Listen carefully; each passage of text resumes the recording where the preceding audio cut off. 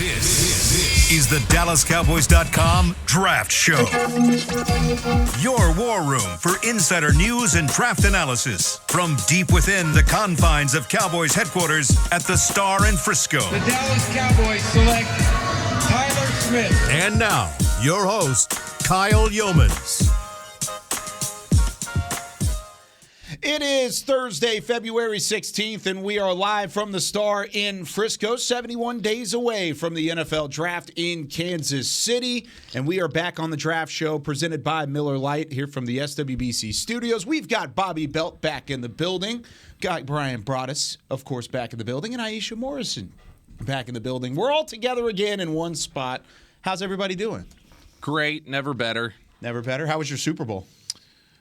Brian, how was my Super Bowl? You were good.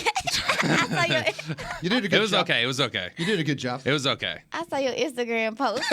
We closed on a strong note. So Yeah. Oh, Yeah. went out on a high note? Yep. Very Tried nice. to. Yeah. So It didn't suck so bad. Like, I ain't gonna lie to y'all. Like, seeing Philly lose, I was like, you know what? Off season's got a little better for me, Oh, yeah. in my opinion. Makes it a little bit easier. It didn't hurt as bad. I was trying to buy souvenirs without any Kansas City or Philly logos on it. That's a hard task to have to do at a Super Bowl. They didn't have just like generic Oh, Super they did. Bowl I memorabilia? went out. Actually, had to go to the Aaron Andrews line.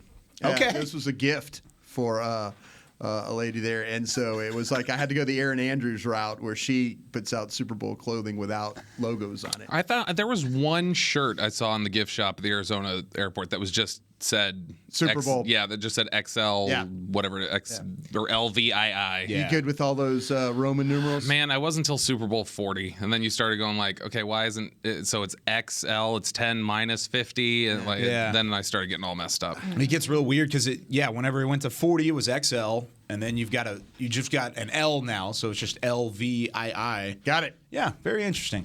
We're going to talk some draft stuff, of course, being on the draft show, but we're going to really hit some scenarios for the Cowboys in this show. I love that. Segment number 3, we're going to go through scenarios of first and second round potentials. And I ran through 6 different simulations.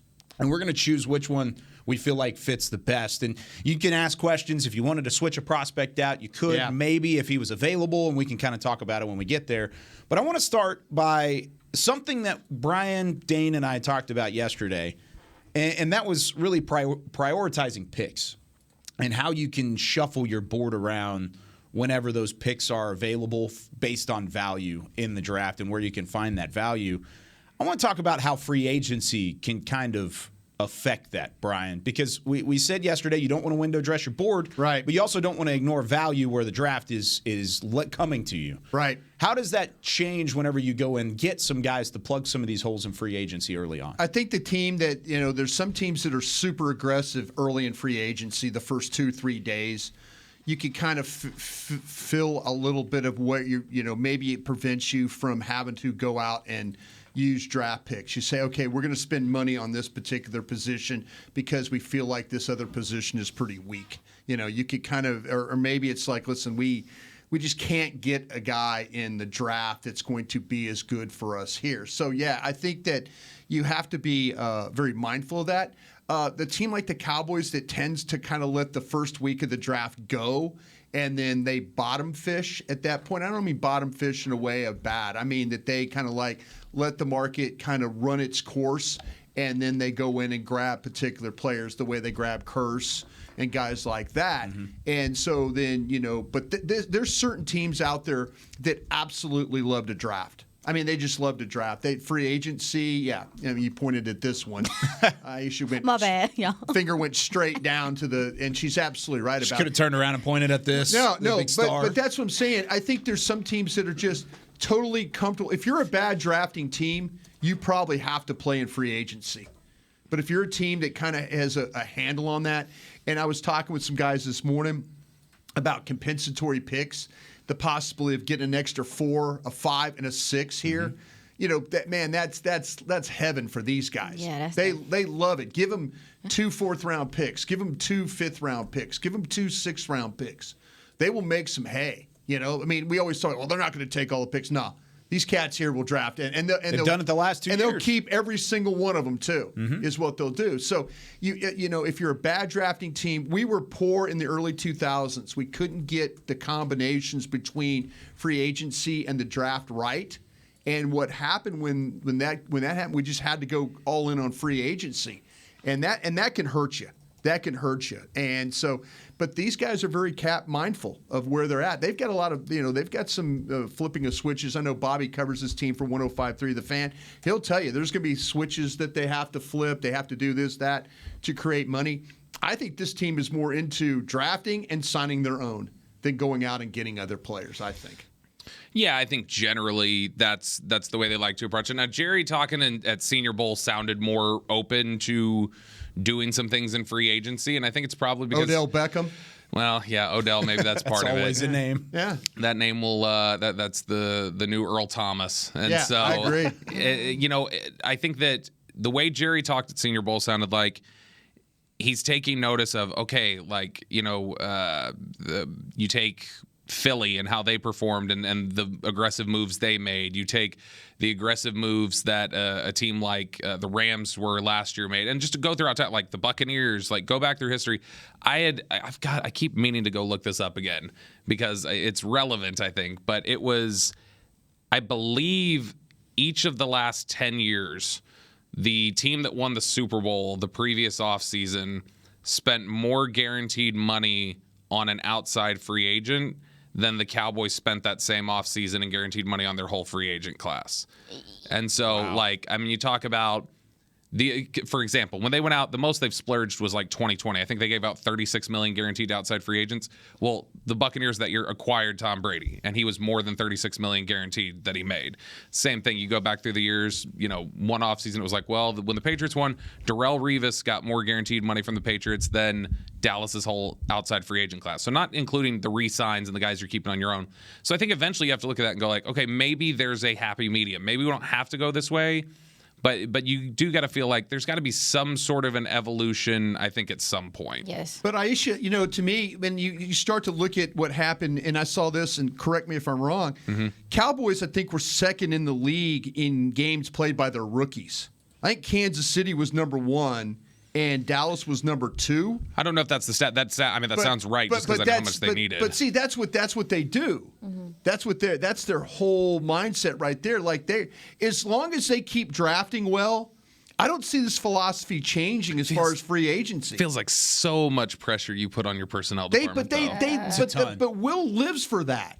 He really does. And it absolutely, if that's something that they like and they enjoy that pressure and they like that's great. But it's like, help him out a little. Take Jalen Tolbert, for example. Mm-hmm. I mean, Jalen Tolbert was drafted as a guy they expected in a third-round scenario to come in and play immediately. I would have taken him in the second. Yes. No doubt. Yeah. But he didn't work out, and what happened? You were kind of hamstrung at wide receiver for a good part of the year, and you had to go get a guy like T.Y. Hilton. That's a move you had to make. Well, to me, I'm looking at, you mentioned, can a guy come in that's a free agent that's going to be better than any rookie that you draft? Yeah. And so when you do look at a guy like, we talked about DT and how important it's been for your linebackers and stuff, is there any DT in this draft, I don't know, that's going to come in and immediately be better than Daron Payne? Boy, she just hit the nail on the head. Hargraves is also a guy that's a free agent. Are there any of those gentlemen that are going to be better right away? Because that's the problem. I love that the Cowboys draft and develop. We see Oso Odigizua coming along. I love Chauncey Golston. I like that these guys come along and stuff, but it takes some time to put on weight. It takes some time to understand the position and how to play it at a high level. So then I think you're waiting a couple of years, maybe a year, for this guy to get this position, and the other parts of your team are ready to win now. So I think, like Bobby said, you're going to have to make the decision depending on the position. Is this going to help us win right now? Is this especially for me, I think DT is such a huge thing because it changed your run defense. It changed your linebackers that need to be free. It just really opened up everything. I'm sitting here is there any guy that you can draft right now that's going to come in and immediately make an impact on your defense that's going to do it like that? I don't know yet. I think the position that you could draft that would make a difference at 26 is corner. Okay. Barnacles, really? Yeah, I think so. I think the corners. Now, I love what you're saying about the defensive tackles because on 105.3 The Fan yesterday, I was talking about if you gave me a scenario where I could go and get a defensive tackle in Payne. If you said you're pushing the chips in and you're going to get Deron Payne, I'm totally about that. I think if, what we're talking about, Diggs, the wide receiver at Buffalo, if all of a sudden, you're starting to hear whispers about, well, maybe they might move on from him. By all means, 26. Take 26 and you can, give me Diggs, that kind of thing. I'm all about that. But you're right about players that, that's the thing that a lot of these teams looking like, this guy's already established. This is an established player, But the Cowboys feel like, hey, we can draft, we can develop. They've done that. Look what they did. They redrafted this thing, and Tyler Smith was, the 8th pick in the draft on a redraft? Yeah. And we're all sitting here talking about him at, 27? Mm-hmm. And the league's now going, wait a minute, this was the 8th best player on the board. Yeah, I think Tyler. I would keep drafting. Bobby's face. No, I think I'd keep drafting too. But why not supplement though? Like, why not have them draft like that and then also add? Yes. You can do both. It's not like you're limited just because you're choosing to draft. I don't disagree with you guys, but sitting up with these cats. Oh, I know. That's what they do not. They don't feel like that they have to do that. Yeah. How can you not though? How can you not when you see? And we just talked about on Girls Talk, Boys Talk. Listen, man, these young players, you're young stars that you want to re-sign. Yeah. They're talking out loud. Micah, CD, Trayvon. Yep. They're talking they want to win. And so they're talking about bringing people in and adding talent and stuff because they see across the league that you have to be able to draft well and supplement it, like Bobby said. But you mentioned DB, though. Listen. Has Israel Mukuamu and Deron Bland, have they made DB a little? I think Izzy might have made things a little weird. I think you might have to go get a safety.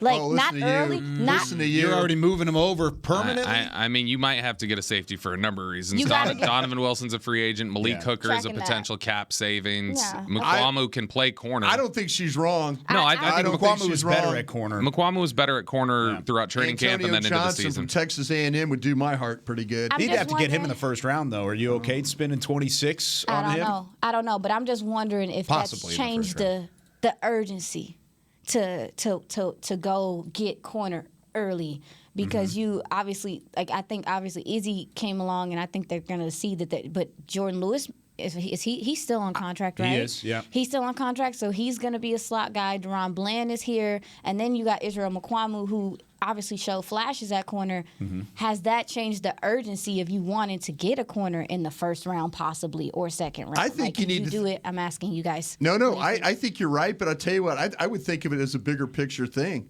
It might be for Diggs.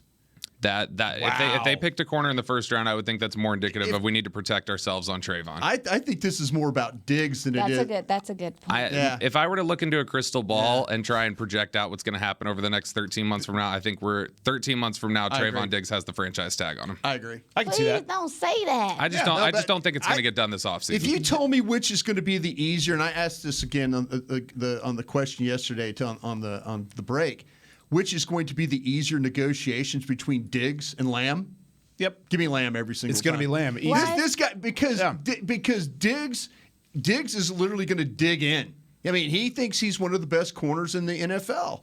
And I think that you know what, and he's got a good argument. He really does. But this crew let Byron Jones walk. Yep. And Byron First Jones round pick. Yeah, Byron Jones was having a good season for them. You could argue they proved correct on that one. That's what I was about to say. Yeah. I think they knew something with his health. He's been solid, but he has not been what he was here in Dallas. That's what I'm saying, though. Not worth the money. But that's the whole idea here. If this Diggs thing turns contentious, then I want him to sign Diggs. I absolutely do. But if it turns bad. And it's like, okay, we're just going to move on. I think it's not so much about the guy playing opposite Diggs. I think it's about the guy that all of a sudden Bland, Mukuamu, and whoever whoever you want, Banks from Maryland or whoever you want to plug in, could be the guy that all of a sudden that steps in and they said, no, we're just going to move on. The ease of the Diggs or the ease of the Lamb negotiation is going to be you can. I don't think that's going to be easy either. No, I think it is. Oh, like in terms of I think that one gets done this offseason. Okay. And because I think the framework is there easily. Tory Dandy, who represents CD, has represented a couple of the other top receivers he represented one of the most recent deals that got done, Debo. And so it's easy to work off that framework and say, okay, we've got this contract here that Debo signed. Calculating for the inflation of the cap, that would mean that CD would be due this much, and it gives them a much easier base to work around. With Diggs, it's like, well, some people think he's J.C. Jackson, some people think he's Jair Alexander, it's like, where's the difference? Yeah. And J.C. Jackson, that's your problem. J.C. Jackson and Jair Alexander are $5 million apart on their average annual salary. Yeah, so And you're going to have to find a middle ground with that. You're going to have to find where you agree. Also, not to mention Micah Parsons is coming up next year in that start of the conversation and moving into that too. So Jesus. Not only are you having to talk about these two guys going into contract years, but then Micah Parsons is going to come up in a couple seasons as well. You do have that 5th year. You do with have Micah with and Mike with CD. And with CD both. Yep. And what we've seen with the Cowboys, and listen, hey, I respect all those guys and gals upstairs that work on these contracts, but they've also waited on contracts. Yeah, they're going to exercise it. They have waited on some contracts. Steven said that. Steven said his biggest regret in recent years was we should have got Dak done earlier. So they know. I had people screaming at me, you could have had this thing done for 3 years ago. You got this thing done for 28. I'm like, okay. I'm just the guy talking about it here. So going back to kind of the stem of this conversation. Oh, my bad. Corner, no, it's not your bad. The That's corner, actually a really good segment. Yeah, corner is something where, like you said, you could go and get a guy in the first round or second round, and you could plug and play, and he's gonna improve your football team. Yeah. Is there any other receiver or any other? I just gave away my thought process. Is there any other position, offensive line, in the draft that you could do that? Offensive line. Yeah, the Cowboys have proven this as well. Any offensive lineman that they draft in the first round, they think it's money. It's a lock. It is. Yeah. It's like when we always talk about this. Who is the safest player in the draft? We were talking with Dane yesterday about Sanders. I asked Dane about Sanders, the linebacker from Arkansas. I'm like, safe, clean, nothing wrong with him, man. He's just plug and play. That's what Cowboys do with these offensive linemen. They did. They drafted this Tyler Smith. What did they do? They forced a Taco Charlton pick. Yep. They forced a couple of these picks, and what happened? It didn't work. But they just naturally say, well, Tyler Smith's up there. We kind of like him. We're okay with him. We like, boom, make the pick. Guy starts at left tackle, and now he's the redraft. He's the 8th best player on the board. Yeah. This team has a knack, an ability, whatever you want to call it, just a will to draft offensive linemen in the first round and have them work. That's it. If they took a first round lineman in this draft, I would just pencil that in as up. Guy's going to plug and play. If it's a guard, listen to me. I mean, now I'm having problems with the guards. I don't know about you.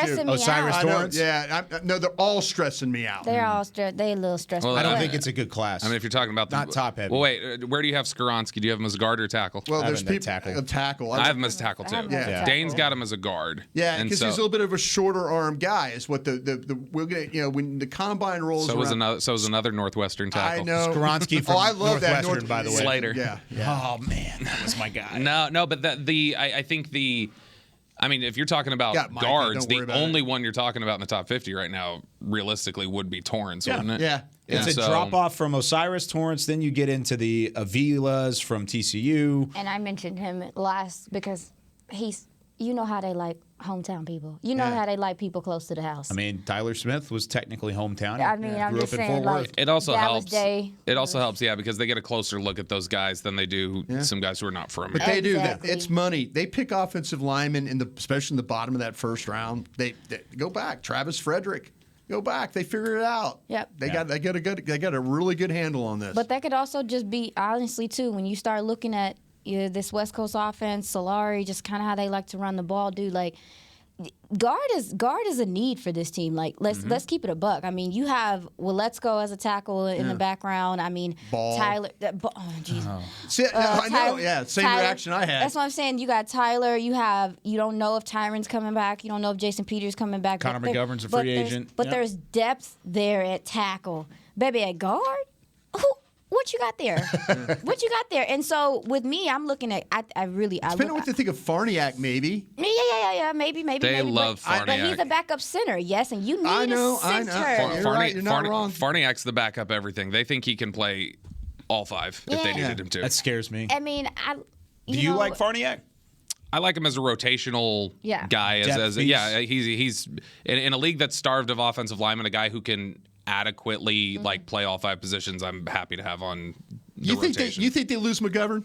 Free agency? Tater tots. I don't know. They really like him. I think they do. They really like him, but I think they could lose him because I think they feel like we just talked about, they might be able to draft a guy that can come in here and maybe do it better or do it at the same level at least to start. And my thing is like we've seen with Philly, how if you have a dominant offensive line, I mean, think about it though. Kansas City rebuilt theirs. Yeah, I don't know when you're gonna 2 get. years. I don't know when you're gonna get Terrence Steele back, but he was playing like one of the best tackles in the game. Another year of Tyler Smith getting training, working with Duke, all that stuff he's doing. He's come back, probably putting that big boy weight on. You're good at tackle. Then you have Tyler Biotish, he's continuing to develop. He played well this year. You know, That's Pro Bowler Tyler Biotish let to you? me fix myself. Zach Martin. But Pro I'm Bowler just Tyler like, Huntley. Oh, God. Oh, geez. Here you go. You petty. I'm You just saying. petty. But you petty. But with this offensive line, you get a guard, a good left guard, you might be cooking with gas. Like, I just being honest. Your tackles are kind of short up a little bit. We kind of need to look at guard, but your center's pretty good too. So I'm looking at guard, my guy. Maybe a guy that has some swing ability. There are so many spots on this roster. So many spots on this roster that you could fill and plug and play. You're going to have to supplement some of it with free agency. We're going to talk about some of the scenarios, and some of the names we mentioned are in those scenarios. Okay. So we'll have some fun with that in a little bit. But when we come back, it's time for Twitter on the 20. We're answering your Twitter questions when we come back with more of the Draft Show. Hey Cowboys fans, if you're looking for a full-time or part-time job, check out Liberty Tax, proud partner of the Dallas Cowboys. If you've got tax experience and want to help your community with their finances, you're the perfect candidate. No tax experience? We also offer in-person tax school courses locally. Liberty Tax has 79 locations across DFW and 2,300 offices nationwide. Learn more about our job opportunities at libertytax.com/hiring or call your local Liberty Tax office today. Craving something flavorful? Replace that bloated burrito feeling with Smoothie King's new Power Meal Smoothies. With 3 delicious flavors like cinnamon banana, blueberry raspberry, and spinach pineapple, you can fill up on flavor, not calories. Each meal replacement smoothie is packed with 20 grams of protein, 7 grams of fiber, and 23 vitamins and minerals, all under 350 calories with 0 grams of added sugar. So next time you want something flavorful, swap fast food for a Power Meal Smoothie. Order today on the Smoothie King app. Smoothie King, the official smoothie of the Dallas Cowboys. I'm Darren Woodson, former Dallas Cowboy player and Super Bowl champion. When I played in the NFL at a high level, I relied on my vision to see the field. As I started getting older, I noticed my vision wasn't as good, and I was getting frustrated from wearing my glasses all day. I went to Laser Care Eye Center, and Dr. G talked about all the options. Thanks to technology and Laser Care Eye Center, I can see near, far, and between. Don't fumble your vision any longer. Visit them at dfweyes.com and tell them Darren sent you. They got me back on my game. What do you call a group of grown men and women with their faces painted silver and blue who get together every week to share a 3-hour-long ritual of jumping, singing, and toasting Miller Lite in 10-gallon hats while yelling, "How about them Cowboys?" You call it Miller Time in Dallas. Here's to the Cowboys. Here's to the original light beer. It's Miller Time. Celebrate responsibly. 2021 Miller Brewing Company, Fort Worth, Texas. This is the DallasCowboys.com Draft Show. Back here on the Draft Show, presented by Miller Lite, here from the Star in Frisco. Glad you're with us. It's time now for some Twitter on the 20. Chris Beam hitting the sounder there in the back, alongside Bobby Belt, Brian Broaddus, Aisha Morrison. I'm Kyle Yeomans. Okay, want to talk about the slot receivers, or not so slot receivers, because Mike McCarthy likes CeeDee Lamb in the slot. He likes to put him in there and let him go to work. And, of course, Mike McCarthy is calling the plays this year. Which attainable receiver on the outside would fit into this offense? But I'm going to throw a twist on this. This is he said in general, we've talked a lot about first-round receivers. I want to talk about some of the day two guys, second or third round potentials. Anybody on the outside that you could take in the second or third round that would really excite you? Specifically for the idea that if they're going to play West Coast, yes, Rasheed Rice. Yeah, that's from nice. SMU. Absolutely. Well, you are. Yeah. Now Rasheed, I think Rasheed's traits are nice. I think that he's a physical receiver. I think he's a guy who will make the contested catches, things like that. there's a little bit of I hate saying this word because it always sounds so dirty, and I just don't have a better word for it. Do you see laziness at times with Rice? Like in the route running and just kind of nonchalant? Yeah. I think you're fair. All right. So, look. No, you going to fight that?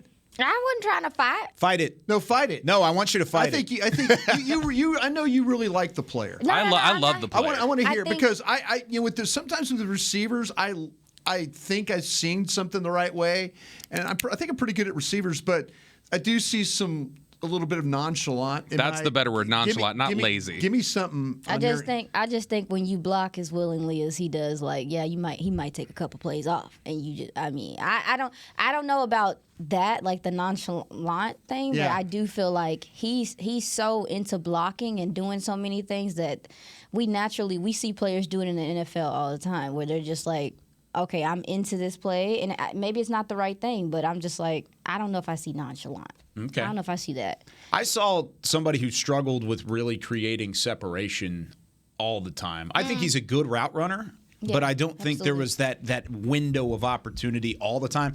I'm right there with you guys. I think he's a really good player. I think if you were to get him at 58, I'd be doing cartwheels. I'll go back. He's a phenomenal player. Yeah. But in terms of the true separation, the speed, that next level burst, I didn't really see it as much as some of those other guys. Go for it, Aisha. Go, what do you got? If he's a big slot type situation, so I do agree with you. You took that. That's what I was going to say when you brought up who can win on the outside and whatever. But you're fine, Bobby. No, the thing about it I'm not going to fight you on it. No. I tell you what, though. To me, though, this guy, he's used to catching the ball in traffic. Yeah. And you mentioned the lack of separation. He is used to going and getting the football. And I think that's what makes him intriguing, is because I don't think all the time in the NFL you get separation. Which if McCarthy wants to run slant flats here, he can run it. Yeah. He can run, and he's got the size, and he's strong, and he'll make the tough. You remember last year what you were clamoring for all year, get me a receiver who has my ball mentality. He does have my ball mentality. Absolutely. He is. Because you're talking about toughness as a blocker. I think he's got toughness as a receiver. Yeah. Because I think he's willing. I think he's willing to go get it. Mm-hmm. That's maybe it's a little bit of some lackadaisical stuff, but I'm not going to question this guy's toughness. I will say though, I agree with you, Kyle. I don't think he runs away from people. No. That's the thing that I think that. Did anybody do Tyler Scott from Cincinnati? I have not. I haven't seen him either. Dang it. I'm going to watch him tonight. Get him? I promise. All right, Tyler Scott from Cincinnati. This is a smooth route runner. He gets in and out of his breaks. No wasted motion with this guy. He could put a defender in a bad spot right off the jump. And so, he catches the ball really easily, very natural the way he goes about his job. Great radius. He tracks it down the field. Inside, concentration routes, all those things you talk about. I don't see him miss many balls at all. So keep an eye on a guy like Tyler Scott. Another guy I want to mention, did anybody happen to see, where's my guy here that I'm looking at? A.T. Perry from Wake Forest? Yeah, Wake Forest. Yeah. Okay, did you see him at all? Aisha, have you done him? Have you scouted him? I don't think I've looked at him yet. All right. I only have All right, well, here's another guy. He's 6'5", he's 205, okay? And he's got really impressive length for a receiver, and he could any ball is thrown high, low. So you're talking about these routes where you're running slants, inside routes, and stuff like that. I kind of feel like that he can adjust the ball over his head, all levels of the field. He's not shy about anywhere where he's going. There's really that smoothness to his game. He can separate, and he also will make contested plays. So I saw a little bit of both. A.T. Perry, wide receiver, Wake Forest. Take a peek at him if you can. Would he be a second round or a third round guy? Probably third round. I think he's more closer to probably a third. Dane always did this thing with us, what I thought was kind of because I don't ever want to stand on the fence. Sure. Dane will throw you, he's a 2-3, and I'm like, oh, is he a 2 or a 3? Yeah, tell me, which one? Which one is he? And so I think there's some other receivers that are probably a little bit better. This guy, this A.T. Perry guy, he was able to show out because Sam Hartman, who is his quarterback, Yeah. is one of the best in the country. And so you see him getting like really good passes, from a quality quarterback, which I think makes a difference in the world. Does that scare you a little bit, the fact that he didn't have a ton of production? Because he had just barely nicked 1,000 yards, 13 and a half per catch. I just kind of was seeing when I was watching him play, because when Wake Forest plays, they play this really slow. They act like they're reading the ball. They're gonna hand it, pull, and then throw the ball, kind of an offense. And so, to me, I think if he got with the right, and I mentioned Hartman because I do feel like the ball, when they did throw it, was accurate to him. So I'm just kind of saying maybe.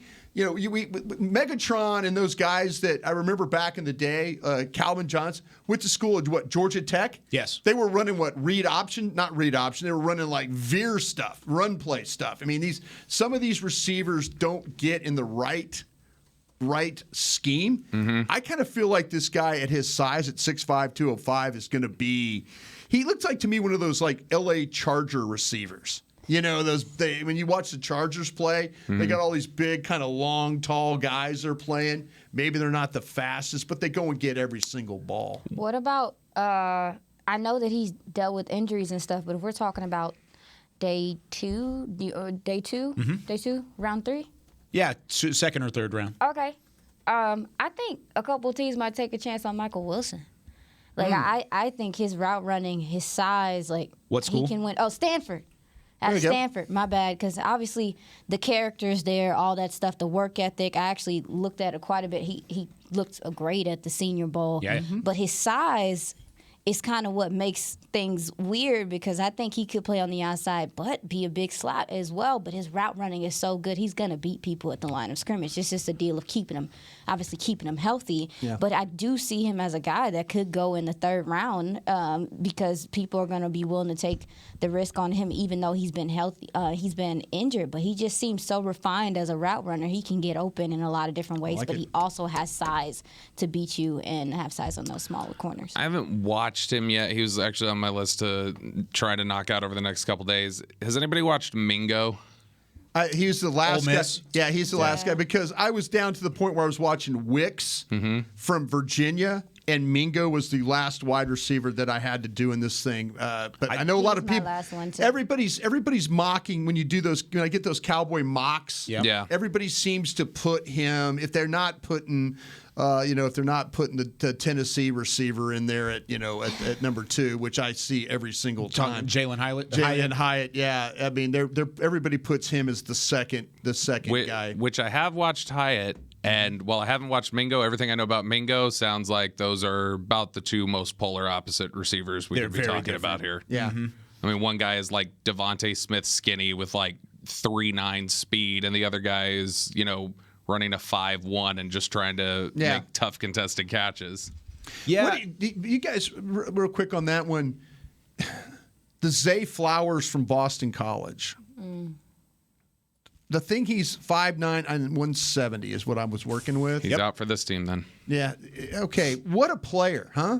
Yeah, he's a player. Phenomenal player. What a player. And are you going to look at that one and say, the Cowboys would not even consider Zay Flowers? Because I mock draft from the fans, somebody had him going at 26 to the Cowboys, and I kind of just smiled because I'm thinking, sir, this guy's a really good player, and you probably put him at the right spot, but you probably put him with the wrong team. I put in my scouting report of Flowers, I said his burst is the best in the class. I mean, you talk about put a foot in the ground and get around a defender and then straight off the line of scrimmage. I thought Flowers, I watched him against NC State, Syracuse, and Wake Forest. I had 2 minuses the whole time. Yeah. It was the two minuses. He's a really solid player. The biggest knock is his size. Yeah, I'm working off 5'9", 170. That's what I've got. Have you done? Yeah. What do you got on him? Well, with his, you mentioned his burst. I like his hands. I think he's just one of those guys, like, I'm a dude. Like, I feel like he knows he's a dude, and you can see it in his play, but I feel like his releases are nice as well. But more than anything, with the size thing, dude, I just think it depends on what you need, what you do schematically. Yeah. And so if the Cowboys drafted him, where is he going to play it? That's what I'm saying. He would have to. Where is he going to play it? But see, that's the thing about it. 5 years ago when I started working in scouting, this player wouldn't have been a guy you would even considered. No. And now we've kind of come to the point where, you know what? As a coach, it's your job to figure it out. It's your job to figure out, because you're absolutely right. You guys are right about this kid. He's going 100 miles an hour, and he stops on a dime and comes back to the ball, and he catches everything, and he runs after catch. You know, I as a personnel guy, I can't sit there and say, I'm telling you, this guy could play football. In this day and age, he can play football, and it's up to you guys to figure out where he can play. Yeah. I don't want a guy all of a sudden go, oh, well, Zay Flowers, he doesn't fit our profile and our scheme. I get it. You can't have a team that looks like up and down, up and down, up and down. You can't have that. But there's certain guys in this draft that if you said, hey, I'm going to draft Zay Flowers for you, you cannot tell me watching his tape he's not a good football player. He is. You can't tell me that. And some coaches say, no, he's a little short for what we do. And then you know what he's going to do? The Giants, the Commanders, the Eagles that are going to draft him. Yeah. And they were going to go, wow, that's Zay Flowers. And then, you're going to lose a game because Zay Flowers makes about 7 catches on you. I mean, he's a good player. I think you're right, though. It's just you're mocking to the wrong team. It's not. That makes me sick, though, because you won't play, go get the playmaker, my guy. Yeah. Should we start? Go get the playmaker, my guy. Should we just lobby all the way? No. Go down the hall. They sit. Start handing out flowers. No. They sit. Wear buttons, big flowers. I'll tell you what that receiver's, regardless of the size, I'll tell you what they would not love is they wouldn't love the drops that are on his tape. He's got a couple drops. His hands are not great. I tell you what, though. To me, I kind of feel like, though, that when you say not great, I see him like he's the only weapon that Boston College has. You know who he is? He's a more slightly built, to me, watching him as a player, which I like this player coming out, and he's been okay in the NFL. He's a more slightly built Anthony Miller. Ooh. Remember him from Memphis? Memphis, yeah. He reminds me of him.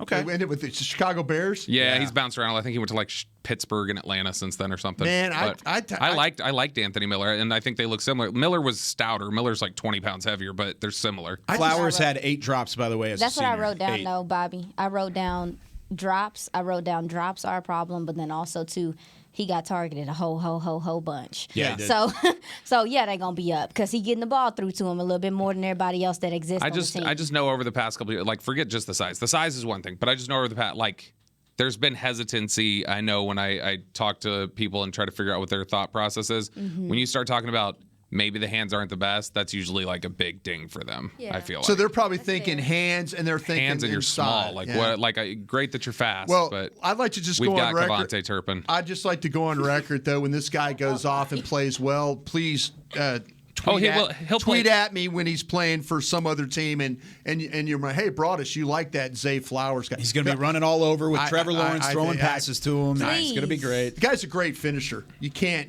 deny the guy's a great finisher. And do you want to talk about when we were talking about Rashee Rice being a little lackadaisical? He's not. Zay Flowers is not. Zay Flowers, that's running hot. Second question on Twitter on the 20. Way to go. We only got through one question. Yeah, we've got 2 questions this week. Donald asked, what it's about your fault, Aisha. What about tight ends? What type of tight ends should the Cowboys be looking at? Because, of course, Dalton Schultz coming off of the franchise tag. He's unrestricted. Who do you go get? Do you rely on some of these young guys, or do you target some of these high-end tight ends that we talked about a little bit with Dane yesterday, Brian? Can I convince you guys to take one at 26? No. You could. Absolutely. Are y'all for real? Yeah. Yep. Oh. There's 2 guys that I would be okay taking at 26. Man, a dynamic, dangerous tight end is one of the biggest mismatches you can have in the NFL these days. That's a good point. Look at the 2 teams in the Super Bowl. Look at the 4 teams, 3 of the 4 teams in the conference championship games. What did they all have? A dynamic tight end. George Kittle, Dallas Goedert, and then who am I missing? Oh, of course, Travis Kelce, that won the whole thing. Yeah, that guy. So, that guy's pretty good. So, boy, you really turned up your nose on that 26 on the tight end. No, I wasn't. I just don't. Are you out on that? I'm not out on it. I just don't. I ain't about to get my hopes up of something with this team.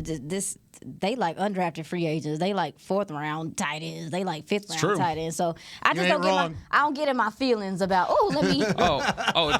If there's a position value wise that this team has crushed more than any other than tight end, I don't know what it is. You got Jarwin as an undrafted free agent. Yeah. You drafted Schultz in the 4th. Maybe you got safety. McEwen as a.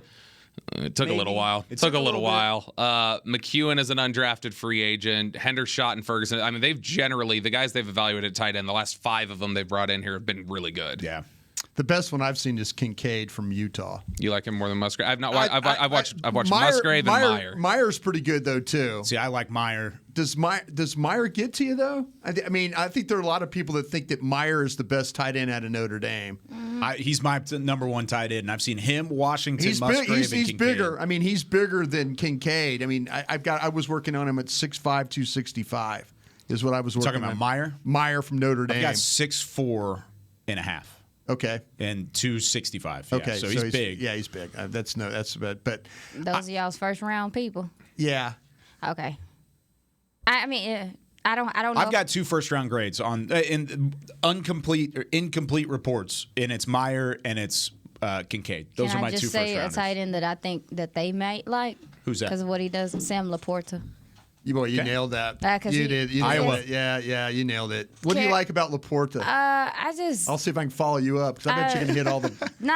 I like some. I'll of learn his, something from you here. I like some of his scene work, but it's the yak ability. It's the breaking tackles. Like, Yeah. dude, what? Like, as a tight end, and you talked about how much that's like a threat or that can be a difference maker. But I just think he understands the field pretty well, how to position himself and whatnot. I do think his hands, his catch radius can get better as far as like snatching balls or whatever. Yeah. But he just to understand where to be on the field, I think he gets it. We know Iowa guys already typically are fundamentally sound. He blocks pretty well also.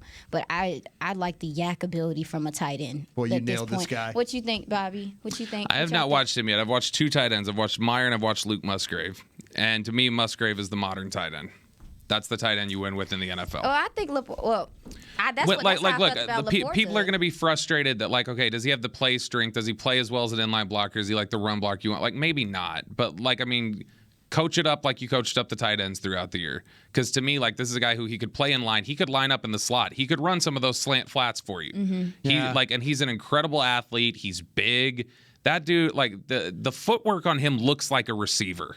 He is really, really good. You guys are on these tight ends. Jalen Duncan. Maybe I'm actually right. That's I want to great run for down me. the schools feel good about this. real quick. I'm gonna run Musgrave, down Oregon State. Yeah, sorry. So Michael Meyer, Notre Dame, Dalton Kincaid, Utah, Darnell Washington, Georgia, Luke Musgrave. That's Oregon a tackle State. playing tight end at Georgia. Oh my gosh. Excuse You me? talk about Darnell Washington? 6'7", 270. Yeah.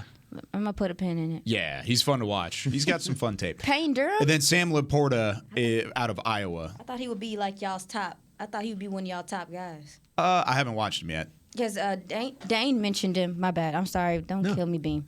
I'm all far away from my mic.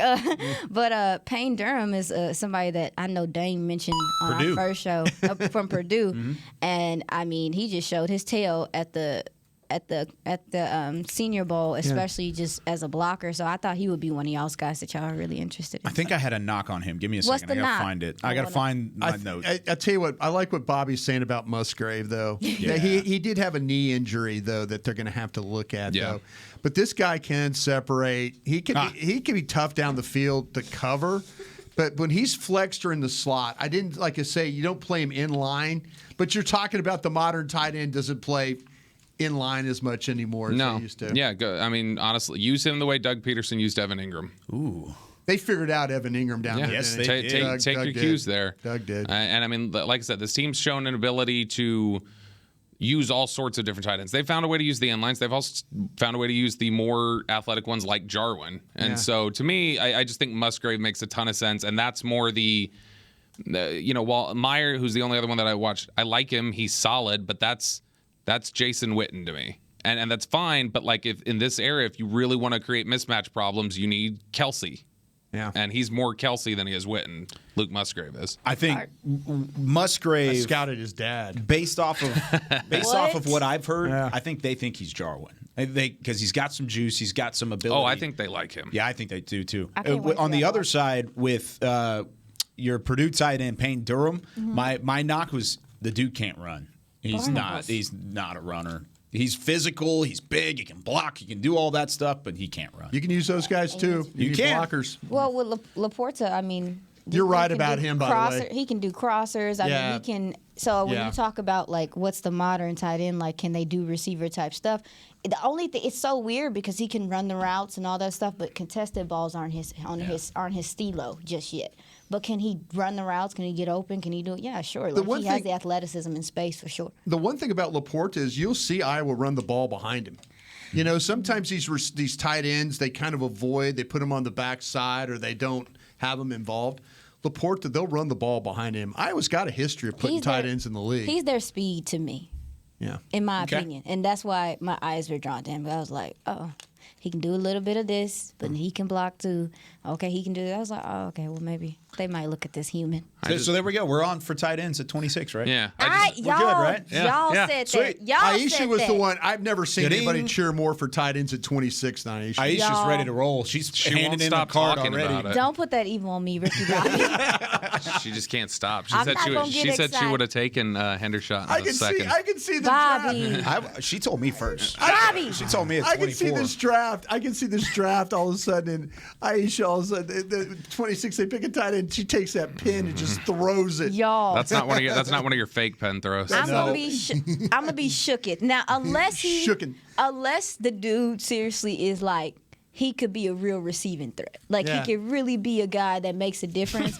Because I mean, that's how I felt about this season with the Cowboys. I was like, yeah, you ain't got a whole bunch of receivers, but you have tight ends that have some receiving capabilities. Get them involved. It kind of can balance it out, in my opinion. If Musgrave is playing full-time snaps in this offense next year, like as the primary tight end, Musgrave has 1,000 yards. Ooh. I'm convinced. Bobby. Whoa. I'm convinced. Okay, well, hell. And you don't let want me to pick watch one him. at 26. Yeah, give me Musgrave at 26. I'm gonna go look. Cheers. Since you know, Bobby seems he's so calm and confident over there. I just really like him. I think he's really, really good. I'm like gonna it. go look then, Bobby. I can't wait for draft weekend. Can't wait till you rip him about it. At some point, no matter if it's at 26 or if it's in day 3, we're going to pick a tight end, and everyone's look is just going to go woof to Aisha. Why is it gonna go to me? Because you hate tight ends. All right, let's take our second break. When we come back here on the Draft Show presented by Miller Lite, we're going to give some scenarios. All of them include a tight end. All of them. All 6 of them. But no, we're doing first and second round scenarios. We'll talk about it when we come back.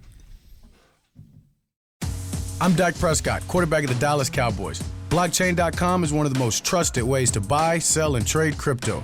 Whether you're always on the go or stay closer to home, Blockchain.com is just a few taps away.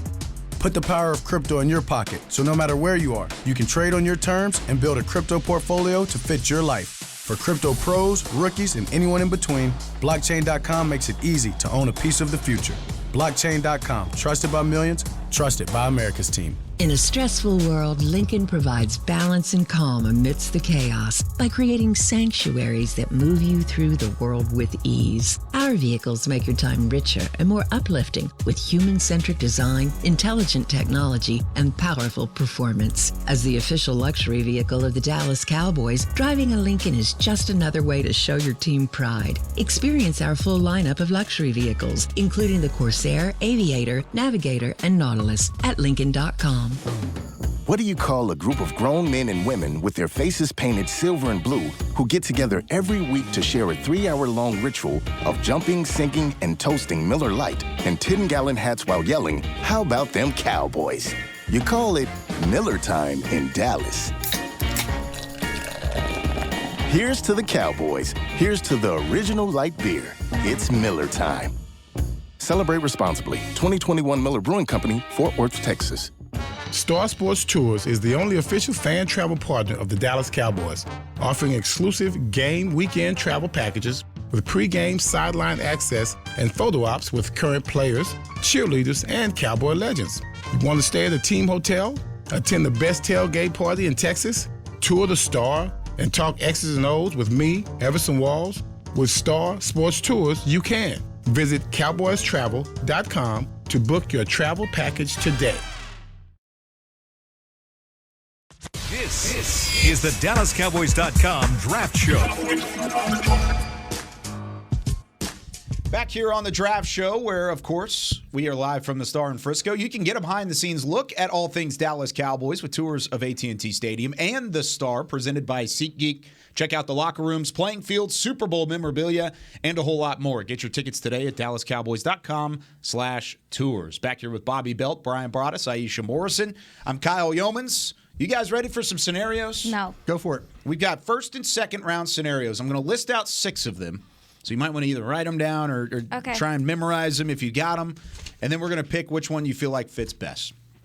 The way I did this, I did different first-round pick positions all the way through about guys that I think could potentially be there. First scenario, Osiris Torrance, guard from Florida, who, of course, we talked about yesterday with Dane. The wide receiver in the second round, Jalen Hyatt, Tennessee, wide receiver.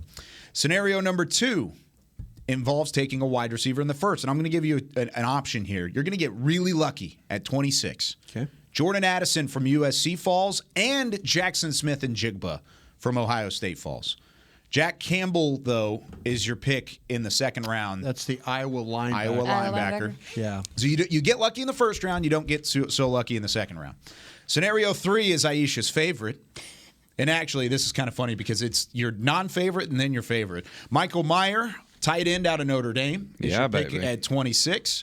But in the second round, you get Keanu Benton, interior defensive lineman from Wisconsin, in the second round. So you get pretty lucky in the second round. That's pretty good. Scenario 4, you've got Deontay Banks, the cornerback from Maryland, who we've talked about previously. Like him. And then you get him in the first round. Second round, you get LSU wide receiver Keyshawn Boutte.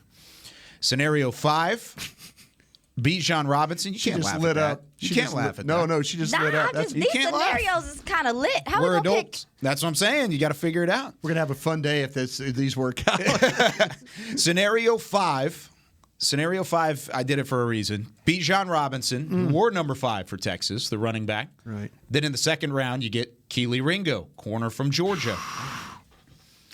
Scenario 6, and the final one, you get Dayan Henley. How do you say do you know his name? Washington State linebacker? I do not. I haven't Dayan. watched him yet either. I actually liked him. I watched him last week. He's pretty good. He is really. He's what you want in a modern linebacker. Yeah, he's legit. We'll have to talk about his scouting report in a second. And then in the second round, you get the offensive tackle, DeWand Jones from Ohio State. You go a little offensive line versatility in the second round. So there's your scenarios.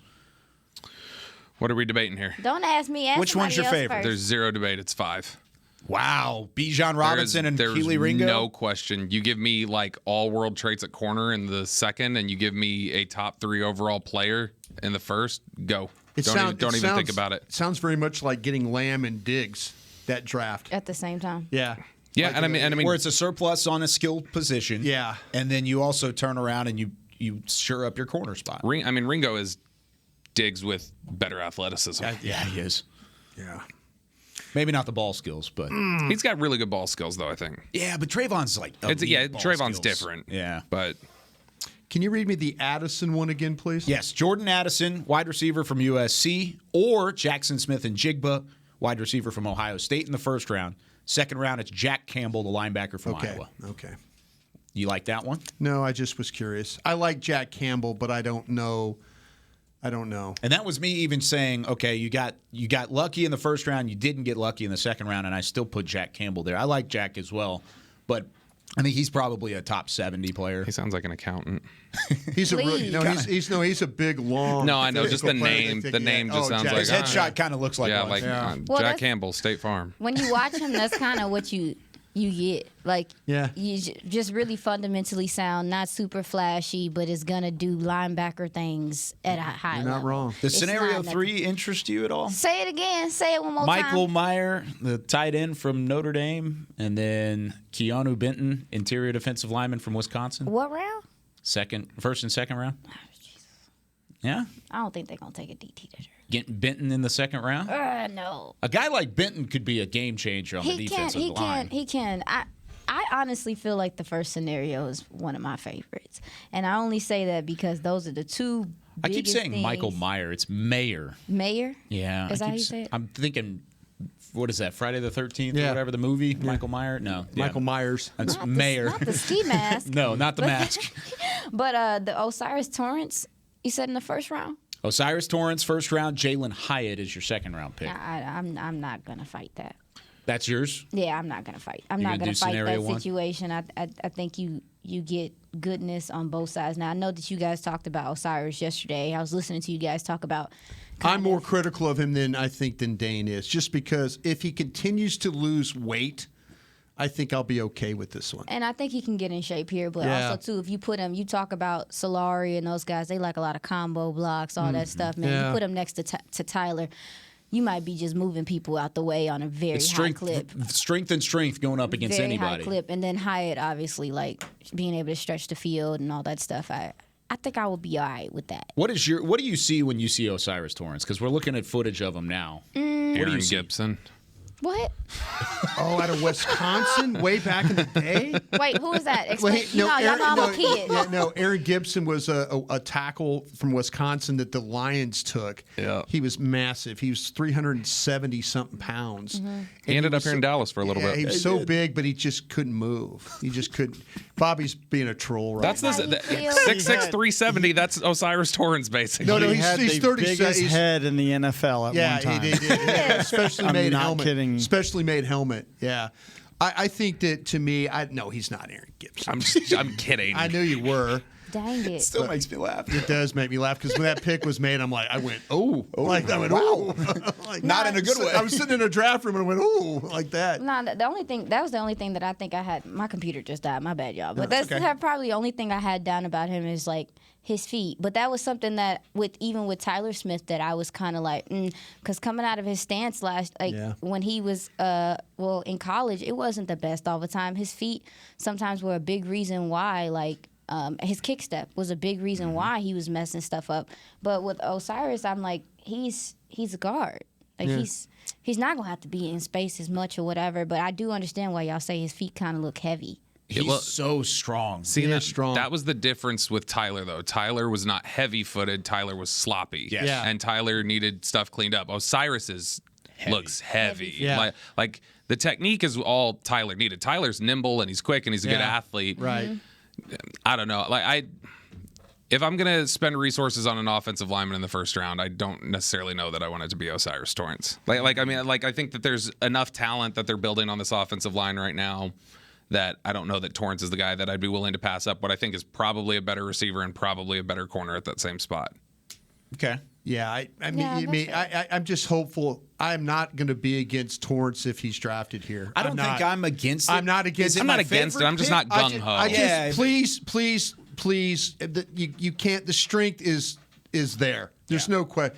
And Aisha's right. You put him and Smith next to each other, and you got Martin and what they're doing on the other side over there with Steele. Mm-hmm. And this head coach wants to get back to really running the football. You helped yourself running the football. You clearly helped yourself running the football. Well, I don't think is it Avila? Avila, rather.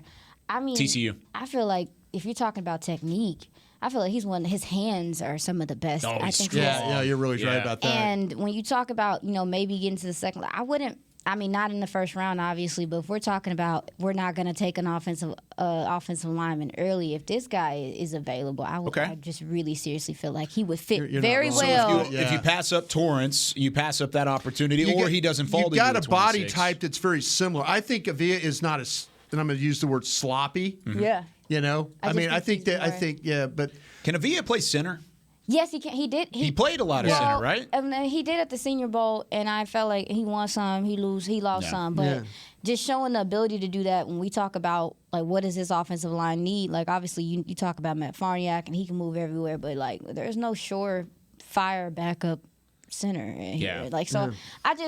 I don't think he would move the center with this team, but I think a team might consider moving him to center. A team might, but when you mentioned the sloppiness of or whatever.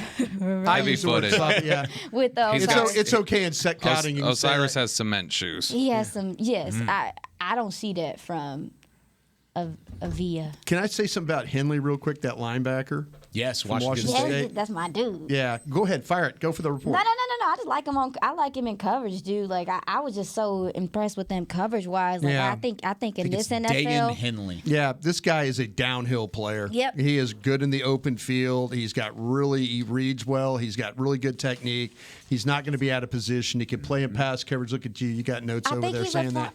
If I'm not mistaken, is he a former receiver? He's 6'1", 230. In high school. He transferred from Nevada. Is where he went. He went Nevada. from Nevada. He's a former safety and receiver, and so you can really see that. Yeah, in he can his play in coverage. ability. Yeah, you the can, movement, the instincts. He can carry guys, and clearly can do that. I think that's important in this league now. I think that we've seen it plenty of times. He was recruited to Washington State as a receiver. Yes. Caught 8 balls for 103 yards and 3 touchdowns as a freshman in 2017. He runs routes for guys sometimes, and I just That's at Nevada. Sorry. like as a linebacker in this league now. Like I want a guy that can come downhill.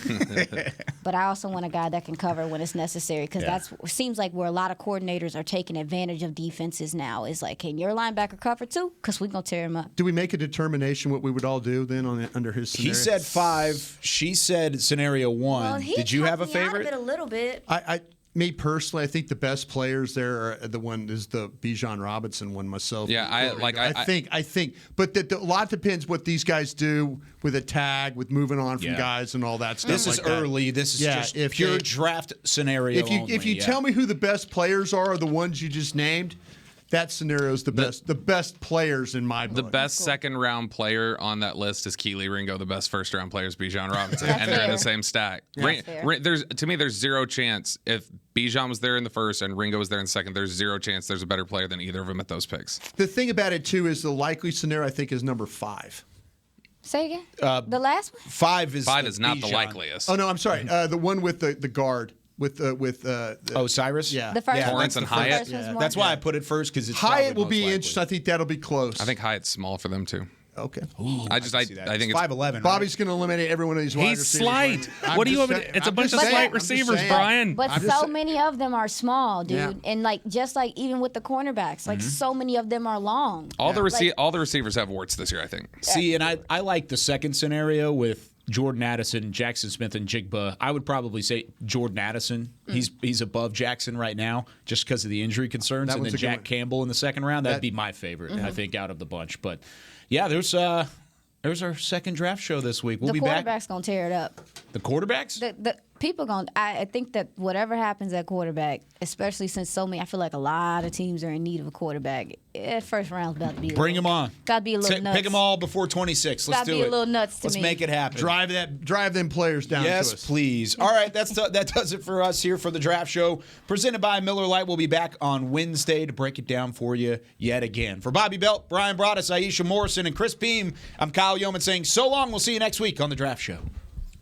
This has been a production of DallasCowboys.com and the Dallas Cowboys Football Club.